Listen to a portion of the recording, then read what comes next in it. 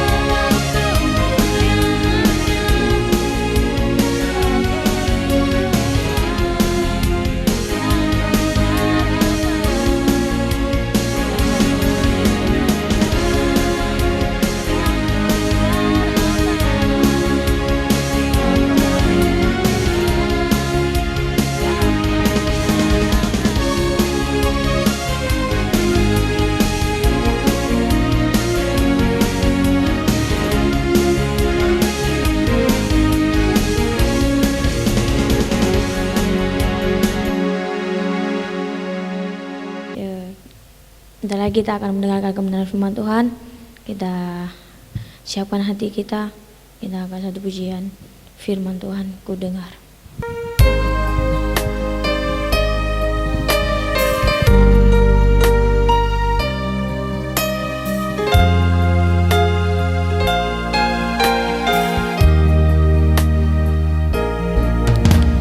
Firman Tuhan ku dengar.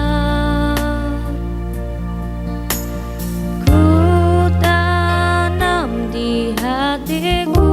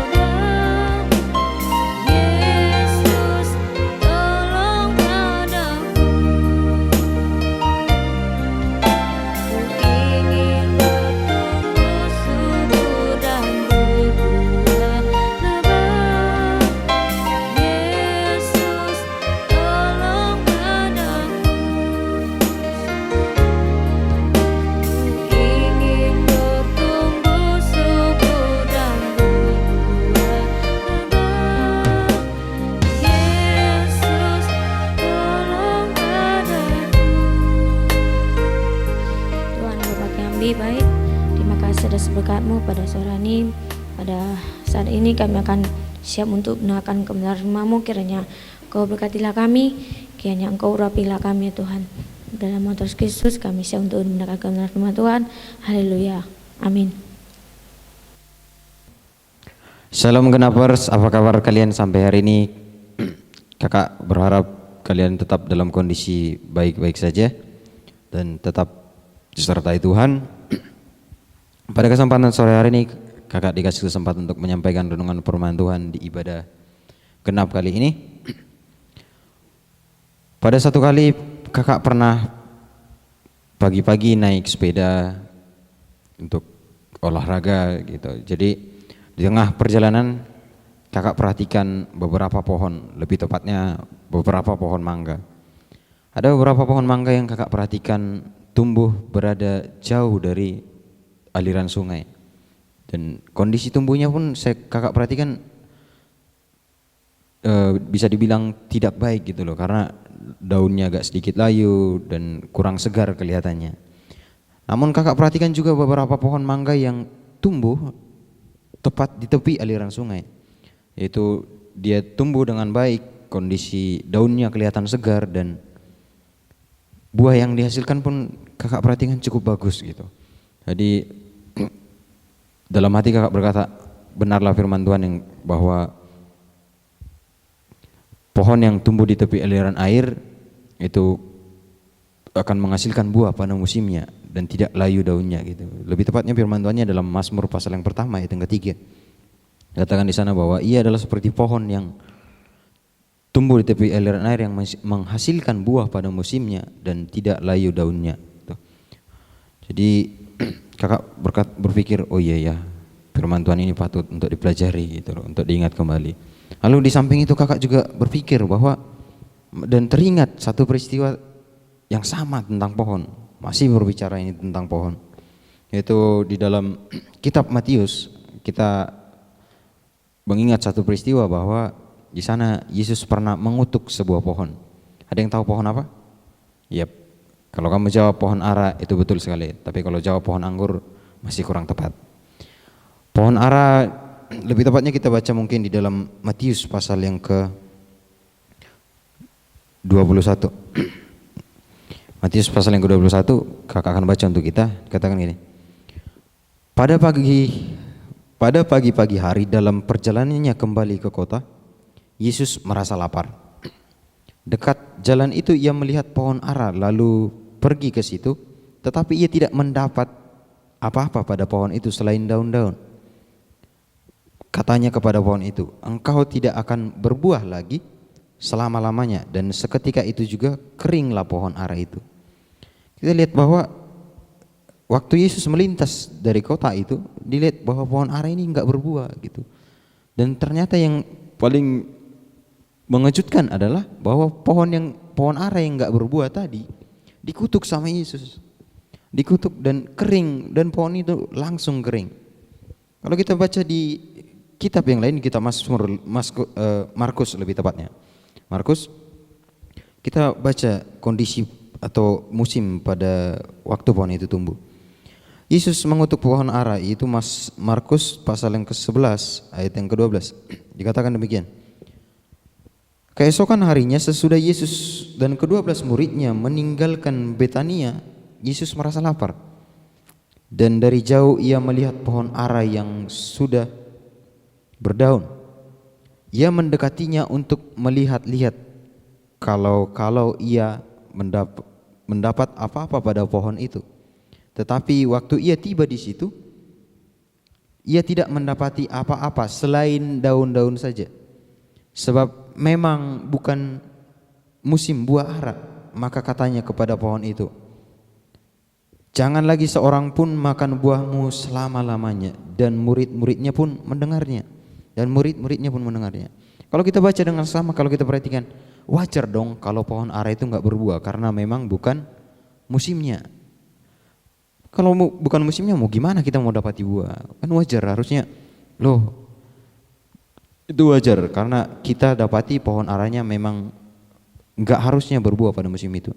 Tapi menjadi pertanyaan bagi kita adalah kenapa Yesus mengutuk pohon ara ini? Kenapa dia mengutuk pohon ara itu? Itu yang menjadi pertanyaan. Kalau kita baca mungkin kita berpikir kok Yesus jahat sih? Kok Yesus kejam sih? Buah ara yang harusnya tidak berbuah pada musimnya kok dikutuk gitu loh. Nah, ini merupakan suatu teguran untuk mengajar murid-murid Yesus pada waktu itu. Di mana teguran terhadap pohon itu atau kutukan terhadap pohon ara itu merupakan salah satu cara Yesus untuk mengajar murid-muridnya untuk tidak lagi disebut sebagai orang-orang musiman atau orang-orang yang berbuah hanya pada musimnya saja. Yesus enggak mau murid-muridnya jadi seperti pohon ara tersebut. Jadi seperti pohon ara yang hanya berbuah pada musimnya. Tuhan Yesus mau kita tetap berbuah di semua musim. Jadi Yesus mau murid-muridnya pada waktu itu untuk tetap berbuah di semua musim. Demikian juga dengan kita yang disebut anak-anak Tuhan atau sering kita mempercayai bahwa diri kita adalah murid-murid Tuhan. Kita juga dituntut Tuhan untuk menghasilkan buah terus-menerus tanpa memandang musim. Ingat, tanpa memandang musim. Jadi di semua musim kita harus berbuah. Nah, yang menjadi pertanyaannya adalah ketika kita juga penting harus memperhatikan bagaimana caranya kita untuk kita dapat terus-menerus berbuah di semua musim. Oleh sebab itu kakak beri tema renungan firman Tuhan sore ini yaitu perhatikan asupan yang masuk. Perhatikan asupan yang masuk. Asupan yang masuk berbicara tentang hal-hal yang kita terima, baik itu lewat media sosial yang kita punya atau lewat grup-grup di WhatsApp kita, lewat quotes-quotes yang ada di video-video Instagram mungkin atau video-video TikTok yang dimana mereka mengeluarkan kata-kata yang saya pikir jauh dari kebenaran firman Tuhan. Jadi apa sih yang harus kita perhatikan? Hal-hal apa yang harus kita perhatikan agar kita dapat terus-menerus berbuah selama hidup kita? Ada dua hal yang kakak catat di sini. Yaitu yang pertama adalah pergaulan kita. 1 Korintus pasal yang ke-15 ayat yang ke-33 dikatakan, janganlah sesat sebab pergaulan yang buruk merusak kebiasaan yang baik. Katakan seperti itu di sana, kamu bisa baca sendiri. Pergaulan yang buruk merusak kebiasaan yang baik. Itu sangat jelas ditekankan. Pada waktu itu jemaat di Korintus pada waktu itu adalah orang-orang yang percaya tentang Yesus, percaya tentang kebangkitannya, percaya tentang kematiannya, semua yang diajarkan kepada mereka dan mereka semua percaya. Akan tetapi ada beberapa orang yang tempat di mana tinggal mengajarkan hal yang berbeda. Mengajar hal yang berbeda itu bahwa mereka tidak percaya kebangkitan. Jadi orang-orang di situ mengatakan bahwa tidak ada kebangkitan. Lalu Paulus dengan keras menegur jemaat di Korintus bahwa kebangkitan itu ada. Kalau kamu nggak percaya Yesus dibangkitkan, sia-sialah imanmu gitu loh. Jadi sampai segitunya Paulus menegur jemaat di Korintus waktu itu hanya karena mereka bergaul dengan orang-orang yang salah. Ingat, pergaulan yang salah atau pergaulan yang buruk akan merusak kebiasaan baik kita. Dan kita dapat belajar kok bisa sih kak gitu. Kok mengapa pergaulan yang buruk merusak kebiasaan yang baik kita? Karena pergaulan yang buruk bisa juga menjadi kebiasaan kita nantinya. Kamu mungkin ada yang pernah masuk ke satu kamar mandi yang sangat bau. Kakak pernah satu kali kalau pernah masuk ke kamar mandi yang baunya sangat bau pesing gitu loh. Jadi ketika kakak masuk ke satu kamar mandi tersebut, awalnya kakak tutup hidung berpikir aduh kok bau sih gitu. Berkata kok bau sih. Sampai harus tahan napas. Itu 2 menit pertama kakak masuk ke kamar mandi. Kakak merasa bau. Tapi 2 menit berikutnya kakak nggak merasakan bau itu lagi. Kakak berpikir udah wajar, udah nggak bisa ngerasakan bau itu lagi. Yang jadi pertanyaannya, apakah bau itu hilang? Baunya kamar mandi itu hilang? Enggak. Tapi karena hidung kakak yang udah menjadi terbiasa dengan bau tersebut. Jadi terbiasa. Jadi begitu juga dengan pergaulan yang buruk. Pergaulan contohnya gimana kak? Pergaulan yang buruk kalau kita belajar hari ini, kita belajar dari belajar online ya kan, semua serba online. Kalau misalnya kita punya banyak kesempatan di sana untuk belajar, waktu saya pikir ada memang yang dibatasi, ada juga yang enggak. Ketika kita bertemu teman-teman yang bilang, ah sudahlah nanti saja kerjakan tugasnya, kan masih banyak waktu, masih ada waktu lah untuk main game nanti saja, sampai pada akhirnya kita lupa, kita main TikTokan aja dulu, ah mantap gitu, yang biasa sampai hari ini, karena terlalu asik main TikTok atau main-main hal-hal yang lain media sosial gitu loh, sampai lupa dengan tugas yang seharusnya kita kerjakan. Jadi kita harus belajar di sini. Kalau pergaulan yang buruk itu merusak kebiasaan baik yang kita punya. Lalu selanjutnya, yang kedua yang harus kita perhatikan adalah kebiasaan kita. Dalam sebuah camp yang pernah kakak ikuti, seorang tokoh di situ, seorang pengajar di situ, pembicara dalam camp tersebut berkata demikian. Sesuatu yang kamu lakukan 40 kali terus menerus itu akan menjadi kebiasaan kamu, akan menjadi gaya hidupnya kamu. Sesuatu yang kamu lakukan 40 kali terus menerus akan menjadi gaya hidupnya kamu. Oke. Jadi dari situ kakak tangkap, oh iya ya, hanya 40 kali terus menerus. Mungkin kita berpikir, ah itu banyak kak, tapi kita sering kali nggak sadar. Contohnya apa? Yang sering mungkin kalau dulu karena sekolah harus tatap muka, kita harus bangun jam 5 pagi, itu satu hal yang baik. Bangun jam 5 pagi, doa, mandi, semuanya berjalan dengan baik untuk supaya kita dapat tepat waktu datang ke sekolah. Namun karena kondisinya berbeda, belajar dari rumah, belajar secara online, kita mungkin bangun jam 7, nanti bangunnya jam 7 langsung berada di depan laptop, ikut Zoom, ikut lihat tugas di Google Classroom. Mungkin satu hal yang mudah karena mengingat kondisinya gitu loh. Satu, enak ya, lebih mudah, lebih simpel gitu. Dan ternyata kebiasaan itu yang terus menerus pada akhirnya kita nggak sadar, oh kita sudah sekolah seperti itu atau dengan kebiasaan seperti itu. Mengingat hampir 6 bulan lebih kamu sekolah secara online, artinya udah hampir lebih dari 180 hari. Ada yang mungkin kena kebiasaan seperti itu. Jadi pada akhirnya tercipta gaya hidupnya itu orang yang sering telat bangun hanya karena sekolahnya online gitu. Ini dua hal yang harus kita perhatikan untuk kita dapat terus menerus berbuah dalam hidup kita. Lalu berikutnya adalah mengapa kita harus memperhatikan dua hal tadi. Kita memperhatikan asupan yang masuk ke dalam diri kita. Ada beberapa alasan yang kakak catat di sini. Yang pertama, karena asupan yang masuk jadi faktor penentu kita menghasilkan buah atau tidak. Kita menghasilkan buah atau tidak. Kalau yang baik yang masuk, kita pun akan menghasilkan yang baik. Kalau misalnya kita bertumbuh, saling berbagi firman Tuhan bersama orang-orang di grup kita, di tempat kita berada, saya pikir ada suatu hal yang baik dan itu bisa terus kita meningkatkan. Tapi kalau yang buruk, bagaimana kondisinya? Kalau kamu mungkin bisa ilustrasikan seperti ini. Kamu mungkin bisa lihat beberapa pohon atau mungkin bunga di depan rumahmu. Kamu mungkin sering kasih pupuk lah untuk agar pertumbuhannya baik, kasih pupuk yang seharusnya, pupuk yang biasa kamu berikan untuk dia bisa bertumbuh dengan baik dan menghasilkan buah. Namun apa yang terjadi ketika dikasih hal yang berbeda atau pupuk yang berbeda atau lebih tepatnya pestisida kamu kasih sebagai asupannya, artinya yang seharusnya masuk adalah pupuk, kamu kasih pestisida. Yang terjadi dia akan mengalami gangguan, mengalami kematian. Itu yang kedua adalah yang akan terjadi mengapa kita harus perhatikan hal asupan yang masuk dalam diri kita. Yang kedua adalah agar kita tidak sakit atau mengalami gangguan. Baik itu gangguan rohani maupun gangguan mental, gangguan jiwa kita. Ini yang perlu kita perhatikan. Mungkin kamu pernah dengar seseorang salah makan atau alergi terhadap satu makanan gitu, sehingga udah tahu alergi tapi dia masih makan. Ada contoh kakak punya teman, dia udah tahu nggak bisa makan udang tapi dia makan juga. Pada akhirnya di kulitnya timbul gatal-gatal gitu karena alergi makan udang tadi.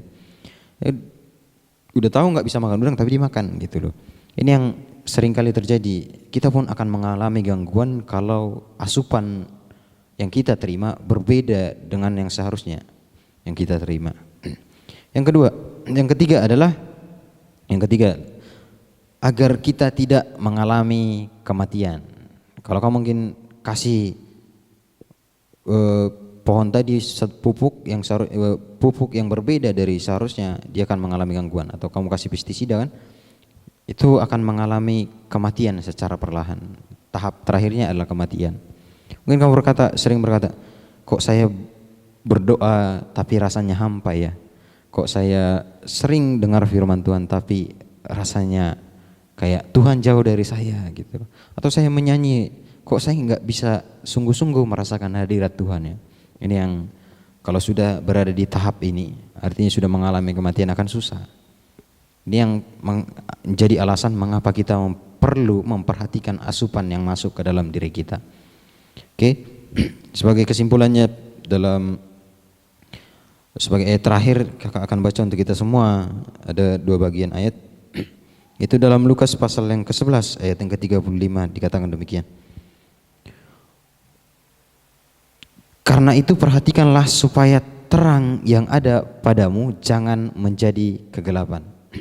Itu ayat yang pertama. Yang kedua, dalam Efesus pasal 5.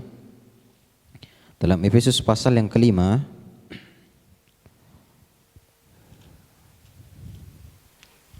Efesus pasal yang kelima ayat 15. Katakan demikian. Karena itu perhatikanlah dengan saksama bagaimana kamu hidup. Janganlah seperti orang bebal tetapi seperti orang arif. Dan pergunakanlah waktu yang ada karena hari-hari ini adalah jahat.